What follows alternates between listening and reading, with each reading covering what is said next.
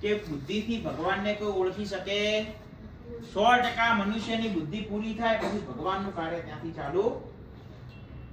દુનિયાની અંદર એવું કહેવાય છે આજ સુધી સૌથી વધારેમાં વધારે મગજ કોને વાપર્યું? કેટલા ટકા વાપરવાનું ખબર છે? ખબર છે બધાને? 60%. ચલો બીજા કોઈ? 5%. ઓકે, બીજા કોઈ? 2%. ઓકે, હવે હું કહું બધાના અલગ અલગ આન્સર છે. દુનિયામાં આજ સુધી એવો સર્વે થયો કે ભગવાને મનુષ્યનું જે હ્યુમન બ્રેન આપ્યું સૌથી વધારે 0.5% સુધી 1 થી 1.5% સૌથી વધારે ઉપયોગ થયો. કેટલું?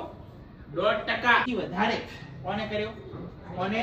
Albert Einstein. કોને કર્યો? મતલબ દુનિયાનો સૌથી વધારે એ કહેવાય. તો આપણે બધા કેટલા ટકા ઉપયોગ કરીએ છીએ? પોઈન્ટમાં આવે ને 0. ક્યાં આવે વિચારો? 1% મગજ ઉપયોગ કરી દુનિયાની સૌથી વધારે શોધ કરી, દુનિયાના નામચીન વૈજ્ઞાનિક બન્યા. ભગવાને આપણને કેવું બ્રેન આપ્યું? આની તાકાત તમે વિચારો. દુનિયામાં હું એક સિમ્પલ ઉદાહરણ આપું. દુનિયાની અંદર તમારી જ્યાં નજર પડે જીવ જંતુ, વનસ્પતિ, પશુ, પક્ષી, માનવ, દરેક પ્રજાતિ, વિહંગ, સરીસૃપ, ઉભયજીવી દરેક આવે વિજ્ઞાનમાં. જંતુઓ પણ આવી ગયા, ઇન્સેક્ટ્સ પણ આવી ગયા. બધા જેટલા છે દુનિયામાં, કોઈ દુનિયાનો કોઈ દેશ, કોઈ ગામ બાકી ના હોય. વનસ્પતિ પણ આવી ગઈ. એ બધાને તમે ગુણ્યા 90 લાખ કરો. કેટલા? કેટલું? એટલું યાદ રહે એટલી આપણી હ્યુમન બ્રેન કેપેસિટી.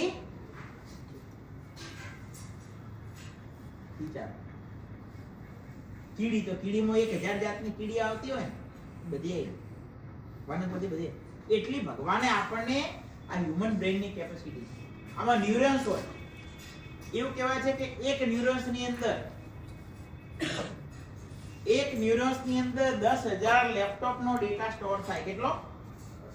અને જ્યારે બે ન્યુરોન્સ એકબીજાથી કનેક્ટ થાય મગજના કોષ, તો એમની કેપેસિટી 10 લાખની થઈ જાય. કેટલી થઈ જાય?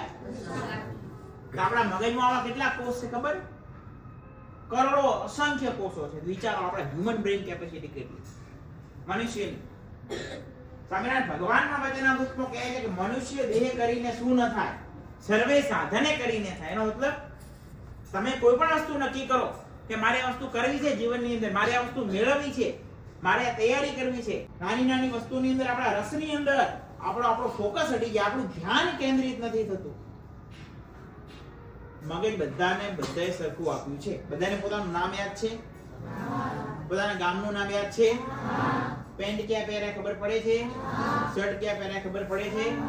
તો તમારા બધાની બુદ્ધિ સરખી છે. કોઈ એમ કે સાહેબ આની બુદ્ધિ, આની લાઈટ ડાઉન છે, એવું નથી. તમને આ બધી ખબર પડે છે, બીજાને પડે છે, એટલે તમે એમના જેવા જ છો. મંદ બુદ્ધિ કોને કહેવાય? જેને કપડાનું ભાન ન હોય, જેને એનું નામ યાદ ન રહે. પણ અહીંયા બધાની ભગવાનની બુદ્ધિ છે મારી. તમને એક વસ્તુ યાદ રહે તો તમને 1000 વસ્તુ યાદ.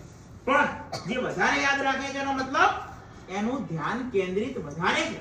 કોઈ તૈયારી થાય છે તો એની પૂરેપૂરી એની તાકાત લગાવે છે વાંચવામાં, સાંભળવામાં, જોવાની અંદર. બધાને ભગવાને બેઠા ને 100 વિદ્યાર્થીની બધાની બુદ્ધિ સેમ છે. કોઈ એવું ન કહેતા મારી બુદ્ધિ ઓછી, હું હોશિયાર છું. બધા છો, પણ તમારાથી તમારા મિત્રને વધારે યાદ રહે છે એનો મતલબ એનું ફોકસ છે. એનું એક જ ફોકસ છે. અર્જુનને જેમ દ્રોણાચાર્ય પૂછ્યું તારું, તો મારું બસ આંખ જ નિશાન હતું પક્ષીનું.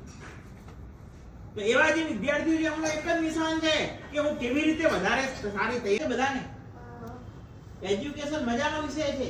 તો તમને બધાની બુદ્ધિ ભગવાને સેમ જ આપી છે. હ્યુમન બ્રેન કેપેસિટી મેં તમને કીધી.